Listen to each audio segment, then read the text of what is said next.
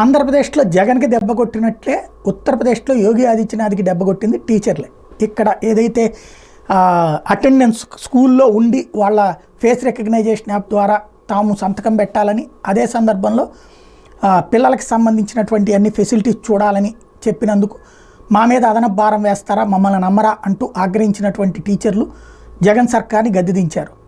అదేవిధంగా ఉత్తరప్రదేశ్లో సీట్లు తగ్గడానికి కారణమైంది కూడా టీచర్లదే అన్నటువంటిది ఇప్పుడు లైన్లోకి వచ్చింది. ఏంటయ్యా అక్కడ అంటే టీచర్లు ఒక ఉద్యమం చేశారు. ఏంటంటే టీచర్లు ప్రతి ఒక్కళ్ళు కూడా ఆన్లైన్లో అటెండెన్స్, అక్కడ స్కూల్కి వచ్చిన తర్వాత ఇట్లాగే ఫేస్ రికగ్నైజేషన్ యాప్ ద్వారా అటెండెన్స్ అన్నటువంటిది ఆదేశాలు ఇచ్చారు. దాన్ని అక్కడ టీచర్లు వ్యతిరేకిస్తే మేము అధికారంలోకి వస్తే టీచర్లకి అట్లాంటి సిస్టమ్ ఉండదు అన్నటువంటి విషయాన్ని హామీ ఇచ్చారు. అది వేధింపులకు గురి చేస్తుంది యోగి ఆదిత్యనాథ్ సర్కార్.